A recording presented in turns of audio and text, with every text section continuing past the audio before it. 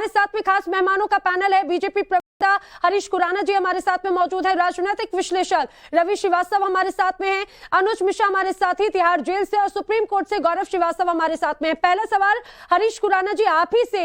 अरविंद केजरीवाल कह रहे हैं कि बीजेपी की हालत इतनी खराब हो चुकी है, बीजेपी की हताशा है कि अब उन्हें सुकेश चंद्रशेखर के कंधे की जरूरत पड़ गई।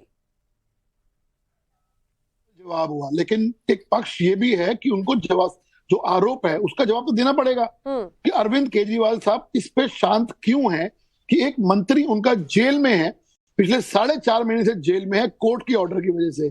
उन पे तमाम आरोप लग रहे हो, चाहे वो अभी कुछ दिन पहले ईडी का आरोप लगा हो कि ये वो वहां पे इन्फ्लुएंस कर रहे हैं सबको और वहां पे मसाज ले रहे हैं, चाहे वो वहां की सुविधाएं उठा रहे हैं। जेल मंत्री रह चुके हैं वो, उसका जवाब नहीं दिया। और अब जो ये जवाब आया, अभी जो चिट्ठी लिखी गई है, संगीन मामला है, एटलीस्ट उनको ये जवाब तो देना चाहिए कि जांच होनी चाहिए। ये पॉलिटिकल इधर उधर करना और चुप्पी साधना ये दिखाता है कि दाल में बहुत कुछ काला है और दाल में रवि श्रीवास्तव जी ये जो चिट्ठी लिखी है वो बीजेपी ने तो लिखी नहीं है, ये सुकेश चंद्रशेखर की तरफ से चिट्ठी लिखी गई है एलजी को। तो बीजेपी पर आप पलटवार क्यों कर रहे हैं? क्यों आपको लग रहा है कि बीजेपी इसका फायदा उठाने की कोशिश कर रही है? चिट्ठी तो जेल से निकल कर आई है बाहर। देखिए विद्या जी, पहली बात तो हरीश जी ने कहा कि इन्होंने चुप्पी साध रखी है। अरे भाई कहाँ चुप्पी साध रखी है?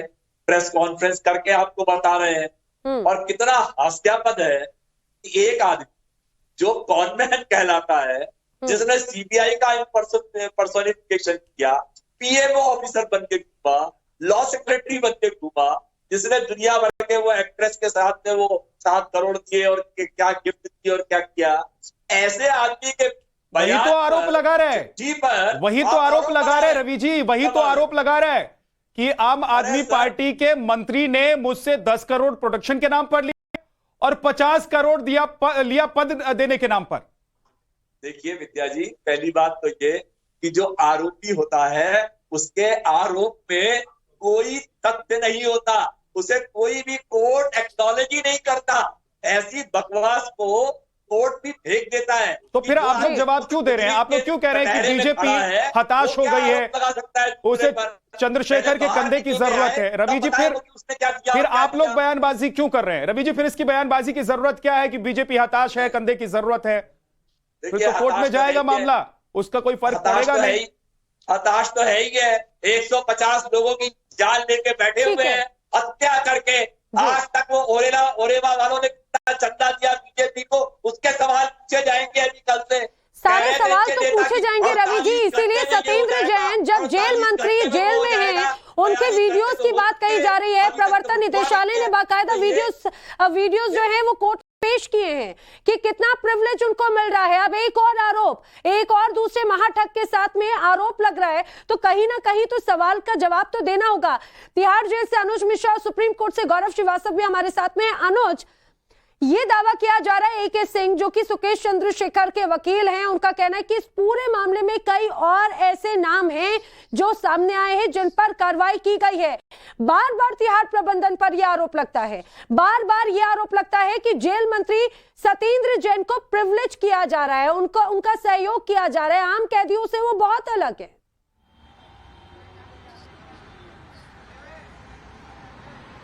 जी बिल्कुल, यहाँ समझने की बात यह है कि अगर महाठग सुकेश चंद्रशेखर की बात करें तो सुकेश चंद्रशेखर ने 200 करोड़ की जो ठगी की वो तिहाड़ जेल के अंदर से ही ठगी की। यानी साफ तौर पे सुकेश चंद्रशेखर को ये देखा गया, जांच के दौरान तमाम ऐसे वीडियो सामने आए, फुटेज सामने आए, जिसमें साफ तौर पे ये देखा गया किस तरीके से सुकेश चंद्रशेखर को सहूलियत दी जा रही थी, उसे बाकायदा जेल में वो तमाम चीजें मुहैया कराई जा रही थी जो कि एक आम कैदी के लिए पाबंदी है।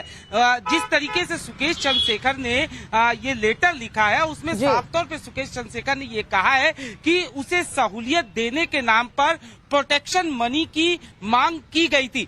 यहाँ पर समझना ये होगा कि सुकेश चंद्रशेखर ने चूंकि ठगी जेल से की और ये बात भी सामने आई कि उसे सहूलियत दी गई। हालांकि जो जेल के कुछ अधिकारी थे, कुछ कर्मचारी थे, उनके खिलाफ कार्रवाई की गई है, लेकिन अब जो आरोप लग रहे हैं वो बेहद गंभीर आरोप लग रहे हैं और यही वजह है कि बीजेपी का ये कहना है कि इस पूरे मामले में जांच होनी चाहिए, दूध का दूध पानी का पानी होना चाहिए। ठीक है, अनुज बात कराएंगे आपके पास। गौरव, क्या जेल का कोई कैदी कोई आरोप लगाता है तो कोर्ट उसको स्वीकार नहीं करेगा, या फिर रवि जी कह रहे हैं जिस तरीके से कि उसका जो आरोप है वो आधारहीन है, उसमें कोई जान नहीं है, उसमें कोई बात है ही नहीं। दूसरी तरफ अनुज बता रहे हैं कि 200 करोड़ की ठगी तो जेल में बैठे हुए उसने कर ली, तो अगर सहूलियत नहीं मिली तो ये सब कैसे कर रहा था वो जेल में बैठकर?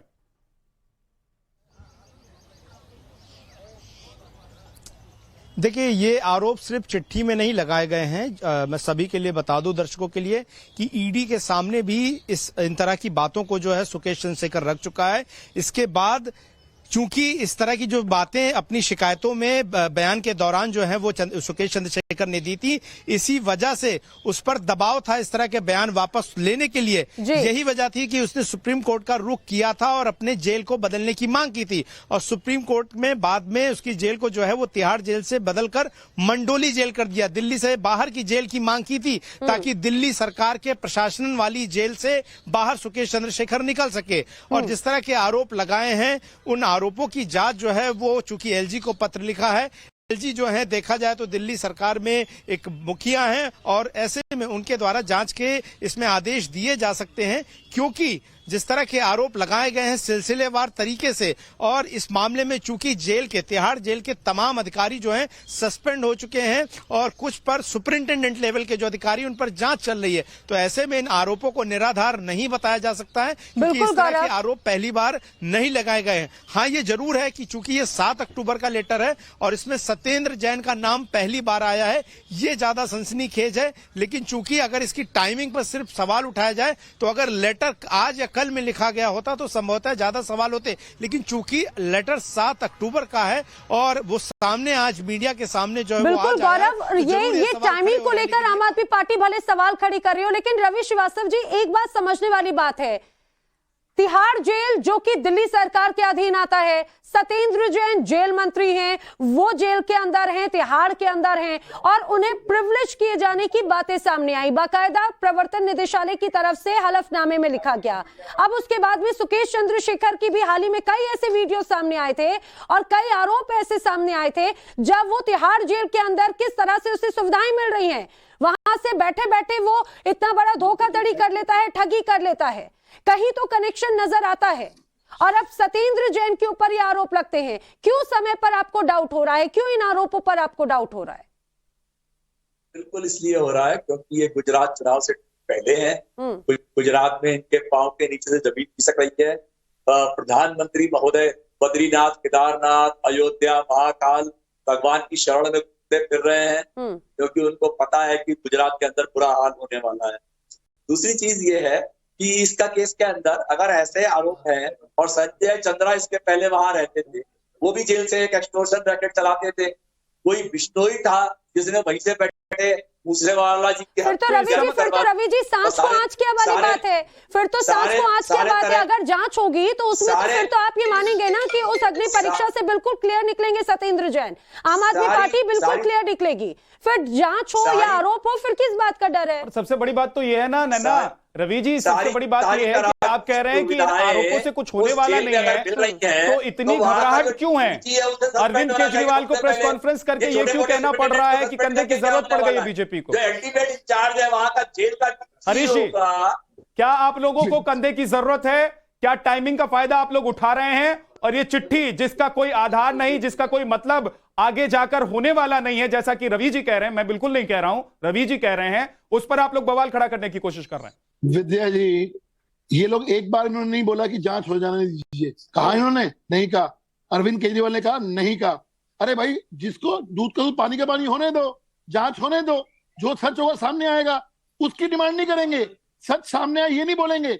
सवाल यही है, आरोप तो यही है कि जो आरोप लगे हैं उसकी जांच होनी चाहिए। उस पे क्यों घबरा रहे हैं, उस पे क्यों भाग रहे हैं? सवाल तो यही उठ रहा है। अरे भैया, जो आरोप आप पे लगे हैं, पहले उसकी जांच करवा लो। ये क्या 150 लोगों की जान ली है, उसकी जांच करवा लो पहले। हत्या की है रवि जी, जांच तो उसकी भी हो रही है। रवि जी, जांच तो हो रही है। रवि जी, जांच हो रही है, बिल्कुल सभी मामले उतने ही गंभीर है। बिल्कुल, जिन लोगों की जान गई उनकी भी उतनी ही अहमियत है, और देश को धोखा देने वाले मामले भी उतने ही गंभीर है। हरीश जी, इतनी तमीज नहीं है उस आदमी को। आराम से एक एक करके, हर बार बीजेपी बोले आराम से एक एक करके। नेशनल टेलीविजन पर हैं आप लोग, अपनी मर्यादा का और दूसरे की मर्यादा का ख्याल रखिए। हरीश जी बात पूरी कीजिए, रवि जी उसके बाद। ठीक है ना रवि जी, आप ही के सवाल का जवाब तो हरीश जी से ले रहे हैं। रवि जी सुनिए, ठीक है रवि जी सुनिए। रवि जी, आपने जो सवाल पूछे इसका जवाब तो सुन लीजिए। आपको सवाल सुनने नहीं, जवाब सुनने नहीं, आपके सवाल का जवाब तो सुन लीजिए हरीश जी। यही तो क्या प्रॉब्लम है मैडम, सुनिए ना नैना जी, यही तो प्रॉब्लम है ठीक कि है। जवाब इनके पास होते नहीं है, इसलिए बुखला जाते हैं। बुखलाहट नजर आ रही है। ठीक है हरीश जी, आप अपनी बात कहिए। बात पूरी कीजिए हरीश जी, बात पूरी कीजिए। कितने बुखला गए हैं। हम तो हरीश जी। यही कह रहे हैं ना, जांच होने दो, जांच में जो सच होगा सामने आ जाएगा। लेकिन आप जांच से भी डर रहे हो, जांच से घबरा रहे हो, भाग रहे हो। अरे जो चीजें सामने आई हैं, एफिडेविट के जरिए सामने आई हैं, उन्होंने कोर्ट में कहा है, उन्होंने ईडी के सामने कहा है, तो जांच होनी चाहिए। ठीक है, क्यों घबराया जा रहा है? ठीक सवाल इसी चीज का है रवि जी, ठीक है इसी का जवाब ले लेते हैं। रवि जी, जांच से घबराना क्यों, जांच हो जाने दीजिए।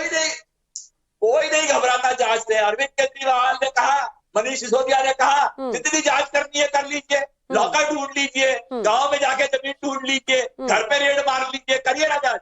कौन रोक रहा है आपको जांच से? जांच तो चल ही रही है 50।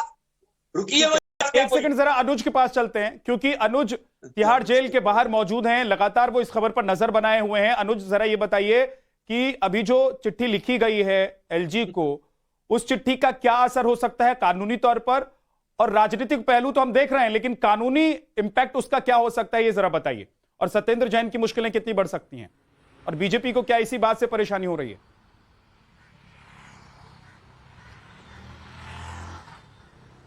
जी बिल्कुल, जहां तक इस पूरे मामले की बात की जाए, अगर एलजी जो है वो जांच के आदेश देते हैं, चूंकि अगर हम बात करें सुकेश चंद्रशेखर की, तो सुकेश चंद्रशेखर ने बाकायदा जब उससे पूछताछ की गई थी, ईडी ने जब उससे पूछताछ की थी, ईओडब्ल्यू ने जब उससे पूछताछ की थी, उस दौरान भी उसने कई सारे आरोप लगाए थे, न सिर्फ डीजी तिहाड़ को लेकर बल्कि कई और लोगों के खिलाफ उसने आरोप लगाए थे। अब ऐसे में जब पहली बार सत्येंद्र जैन का नाम सामने आ रहा है और बाकायदा उसने ये लेटर जो है वो एलजी को लिखा है, ऐसे में एलजी जांच के आदेश देते हैं, उसके बाद अगर जांच होती है तो निश्चित तौर पर सत्येंद्र जैन की मुश्किलें बढ़ सकती है, क्योंकि हमने देखा कि किस तरीके से बाकायदा ईडी ने जो वीडियो फुटेज सबमिट किया और बाकायदा हलफनामा जो दाखिल किया है कोर्ट में, उसमें भी आरोप ये लगाए गए कि किस तरीके से जेल में रहते हुए सत्येंद्र जैन जो है वो तमाम सुख सुविधाओं का फायदा उठा रहे हैं। इसका जवाब ले लेते हैं रवि जी से, क्योंकि रवि जी लगातार डिफेंड कर रहे हैं।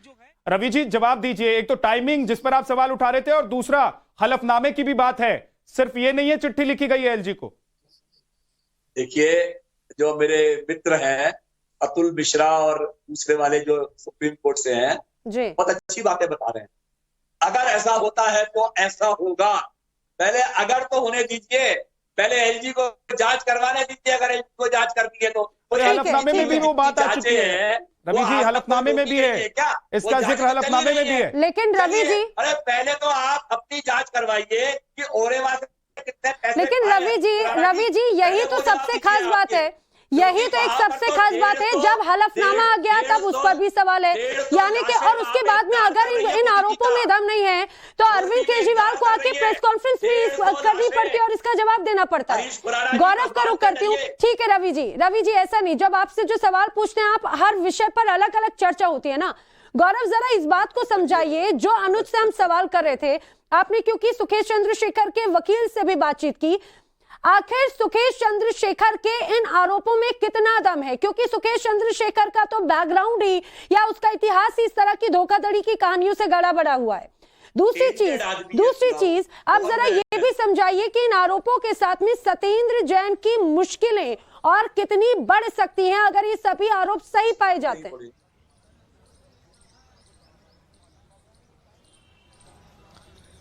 देखिए, मुश्किलें बढ़ेंगी क्योंकि सत्येंद्र जैन के खिलाफ जो जांच चल रही है और जिसमें प्रवर्तन निदेशालय यानी कि ईडी जांच कर रहा है, उसमें कलकत्ता की ही एक शेल कंपनी का जिक्र है, जहां पर अंकुश जैन और वैभव जैन के जरिए जो है वो पैसा रूट किया गया है। और उस ही पत्र में ये आरोप लगाया गया जो कि सुकेश चंद्रशेखर ने लिखा है कि जो पैसे हैं वो जमा कराने को कहे गए थे कलकत्ता की एक कंपनी में। तो कहीं ना कहीं लिंक जुड़ता है, और अगर प्रवर्तन निदेशालय इसमें अपनी शक्तियों का इस्तेमाल करेगा तो जाहिर तौर पर वो जांच कर सकता सकता है और ये मुश्किलें बढ़ सकती हैं, क्योंकि ये सारा पैसा जो अगर लेन देन हुआ होगा, अगर उसने 10 करोड़ दिए हैं जैसा कि वो दावा कर रहा है, तो जाहिर तौर पर हवाला के जरिए होगा। और जहां भी मनी लॉन्ड्रिंग का मामला आता है वहां प्रवर्तन निदेशालय यानी कि ईडी, जो कि खुद इस मामले में सत्येंद्र जैन के आरोपों के ऊपर जांच कर रही है, वो इसमें अपनी अगली सुनवाई में जो कि 5 तारीख को होनी है उसमें महत्वपूर्ण चीजें रखी जा सकती हैं। और देखिए ठीक है गौरव, आपके पास लौट कर आएंगे।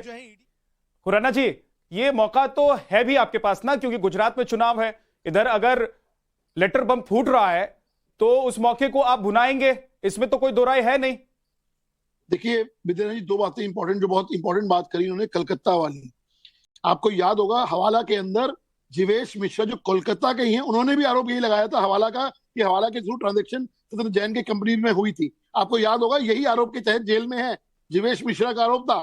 तभी यही कहा गया कि ये झूठे आरोप हैं, ये सब कुछ है। क्या हुआ, जेल में 4.5 महीने से जेल में है कोर्ट के ऑर्डर की वजह से सत्येंद्र जैन। और अब अगर इसने आरोप लगाया है, चंद्रशेखर ने आरोप लगाया है और कहा है कि कलकत्ता में से लिंक हो रहा है, तो कुछ ना कुछ तो है, और उसकी जांच होनी चाहिए। मुझे लगता है कि अरविंद केजरीवाल साहब जो प्रेस कॉन्फ्रेंस में आके इधर उधर की बात तो कर गए, लेकिन एक बार उन्होंने ये नहीं कहा कि इसकी जांच होनी चाहिए और इसका हम दूध को पानी का पानी होना चाहिए। ठीक है, ठीक है। इसलिए हरीश जी आपके इस सवाल का जवाब कुछ दे रहे हैं। रवि जी प्लीज संक्षेप में जी।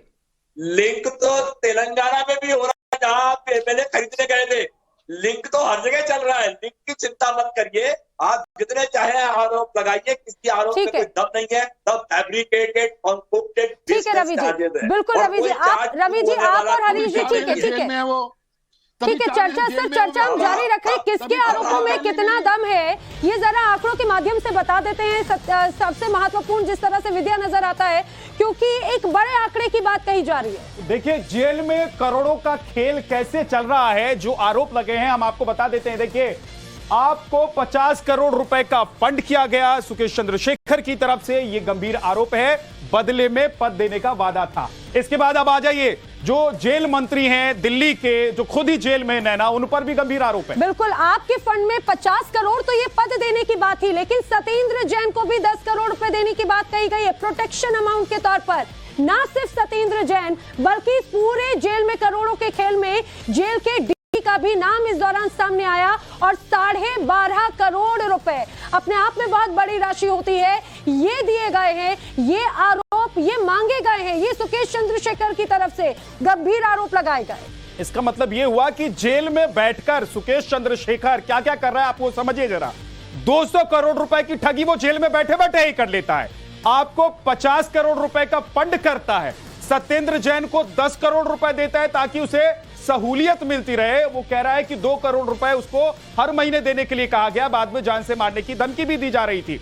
और इसके अलावा इस पूरे मामले में प्रशासन भी है शक के दायरे में, उस पर भी गंभीर आरोप है। जेल के डीजी पर आरोप है 12.5 करोड़ रुपए उसे भी दिए गए। तो ये तमाम गंभीर आरोप हैं, और इन आरोपों के बाद ही लेटर बम सामने आया है, और उस लेटर के सामने आते ही देखिए किस तरीके से हंगामा मच गया है नैना। बिल्कुल, 50, 10 और 12.5 करोड़, यानी कि आप ये सोचिए सलाखों के पीछे, यानी कि जब किसी कैदी को सजा के लिए जेल में भेजा जाता है तो वो सजा याफ्ता होता है, वहां पर उसे सजा मिलती है, लेकिन अंदर बैठे बैठे करोड़ों का खेल हो जाता है। रवि जी, बहुत गंभीर आरोप है।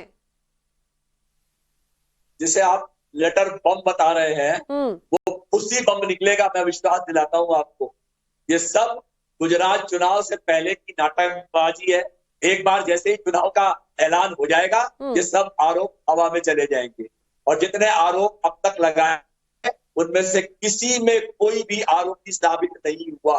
किसी भी कोर्ट के अंदर कोई चार्जशीट तक पेश नहीं हुई है। अभी सीबीआई ने भी एक्साइज घोटाले के रवि जी, आप आंख बंद कर लेंगे तो आप आंख बंद कर लेंगे तो कोई कुछ दिखाई नहीं देगा आपको, लेकिन मैं आपको फिर से लेकर चलता हूं, क्योंकि बार बार मैं आपको अपने रिपोर्टर जो इस पूरी खबर को बहुत ही गहराई से गंभीरता से देख रहे हैं, लोगों तक पहुंचा रहे हैं, एक बार फिर से मैं आपको लेकर चलता हूं। अनुज मिश्रा मेरे सहयोगी हैं, जरा 1 मिनट रुकिए रवि जी, फिर से सुनिए। देखिए ये आरोप उसी व्यक्ति ने लगाया है जिसको आरोप है कि आप लोगों ने पैसे उससे लिए, आम आदमी पार्टी ने पैसे लिए। मैं एक बार फिर आपको लेकर चलता हूं, अनुज मिश्रा मेरे सहयोगी हैं। अनुज, अगर ये लेटर बम पुश हो जाए, ये तो भविष्य की बात है, लेकिन जेल में बैठकर 200 करोड़ रुपए का खेल हो जाता है, 50 करोड़ रुपए पद के नाम पर चले जाते हैं, 10 करोड़ रुपए जेल मंत्री को और 12.5 करोड़ रुपए डीजी को।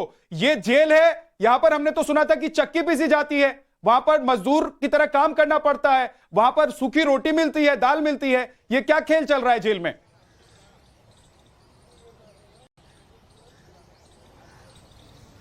जी बिल्कुल, जहां तक जेल की बात की जाए तो इस पूरे मामले को लेकर जेल प्रशासन पर लगातार सवाल खड़े होते गए और इसी को लेकर इसमें कार्रवाई भी की गई। लेकिन जिस तरीके का आरोप यहां समझना ये होगा कि न सिर्फ हम बात कर रहे हैं सुकेश चंद्रशेखर की, सुकेश चंद्रशेखर ने जिस तरीके से ठगी की उसमें जांच के दौरान ये बात सामने आ गया कि किस तरीके से जेल में बाकायदा उसे फोन मुहैया कराया जाता था, उसे तमाम चीजें मुहैया कराई जाती थी जो कि आम कैदियों के लिए पाबंदी थी।